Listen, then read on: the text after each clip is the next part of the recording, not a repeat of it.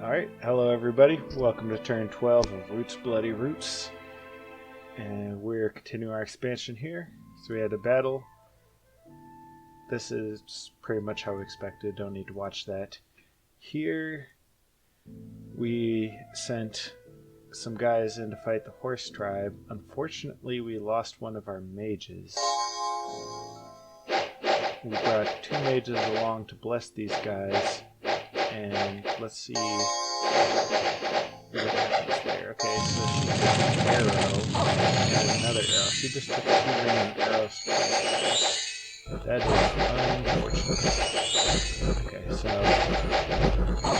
well, growling my bad for putting her in the middle of all those guys. I thought it'd be nice to get her those too, but cost her life, so that's not good. In any case, all the Sacreds can beat up the Horse Tribe, and we'll still have 50 guys to go around. A boost to income, so that's pretty nice. And a Coyote Shaman. This is great, because now we've got access to death. We're going to want to be careful with this guy until we get some more death sites going. Or rather, we need to get enchantment going so we can summon the Revenant, because we don't want to lose our only access to death. But that is the nice thing about this nation, is that when you combine the recruits and the heroes, we get every path plus blood, except for blood.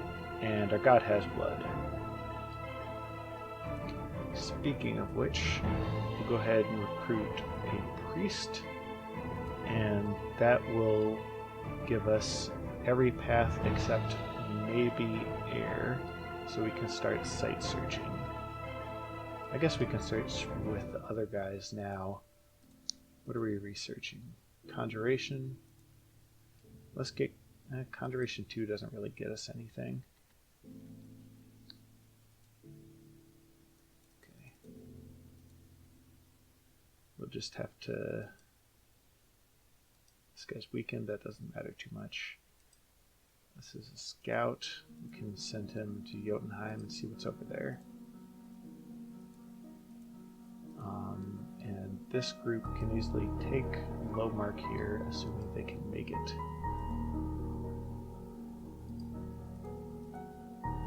Alright. Oh, what was I thinking moving that scout there? Whoops, that was a mistake. Okay, it does let us see that they are not moving guys to contest this construction, so that's good. We'll start it with the Sun Priest, and then we'll finish it with the scout. And let's see what we can do with our god here. We're on a bit of a time constraint because we talked to Pelagia, and Pelagia, after some tense negotiation, they want all the water. And while I think that that's a bit greedy, I don't really want to fight them for that, but I did say that they cannot have the one next to our capital. And the way the time constraint plays in is that we want to grab that province quickly before they cross through it, so we can also grab Utterdeep here. And Utterdeep will give us a lot of tactical flexibility about where we want to go. So let's see how far north we can make it. Alright, we can make it all the way to our capital, which means I think we're going to take a swing at this throne. The throne is usually guarded by some wizards, which our god can absolutely take on wizards. There are unlikely to be cavalry there, so that means we'll want 5 teams. Let's see. We can have a mirror image here. That'll give her a little more defense. And do we have something better to do than fetters? Tang of Vines won't help us too much.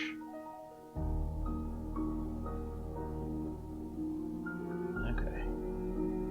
So there's a chance that this doesn't work out, and that would be a big setback, but in my testing, I've beaten these types of provinces pretty handily, and we do need to take some risks because of where we are. Alright, so let's start the site searching now.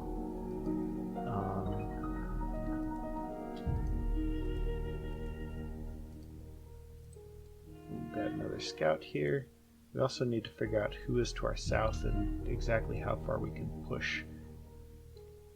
We have found Abyssia. Oh my goodness, Abyssia is huge. This province is 1, 2, 3, 4, 5 away from their capital. Myfrig's province is 3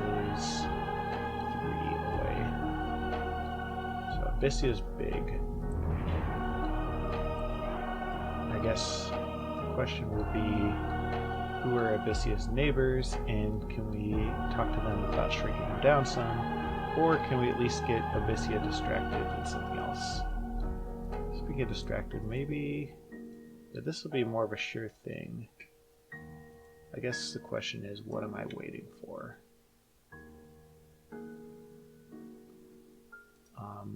Nothing in Conjuration will help my god survivability.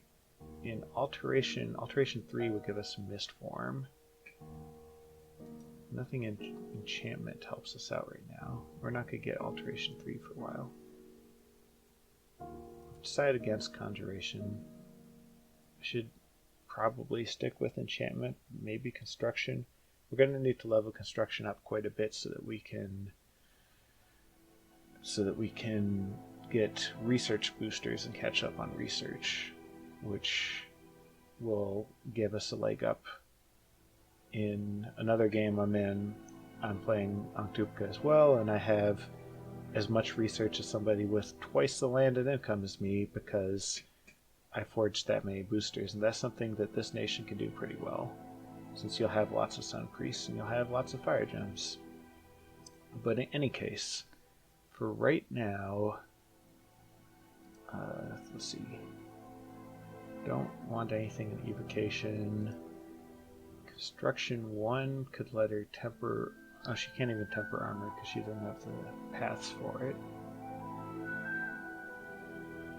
Alteration 3 would give us Mist Form, which is handy, but not much else for now. Although Alteration 4 gives us some good stuff, because then we can get Body Ethereal. And Alteration 5 in Dominions Enhanced gives Body of Flame. That's Ethereal on the caster plus a Flame Shield. Very good for my god, for example.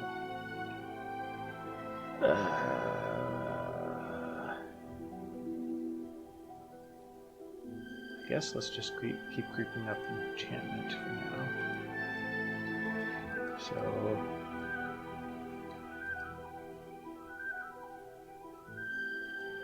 I don't want to risk losing my god. So let's kill these guys, then go to the ocean, and then come back for the throne.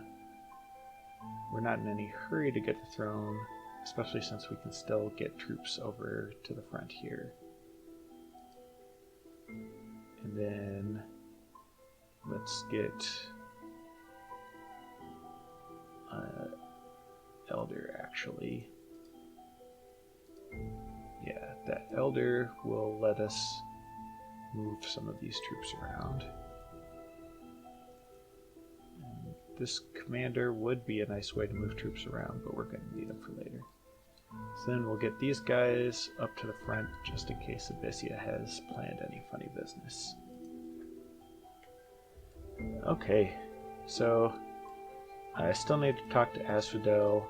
We've got an agreement with Pelagia, and then Abyssia is the wild card. Abyssia is big and threatening, and they've got a lot of high protection troops.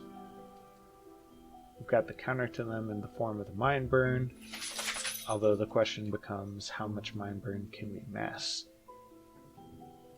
Well, we'll see if that's necessary, or if we can continue to expand peacefully in turn 13. Take care.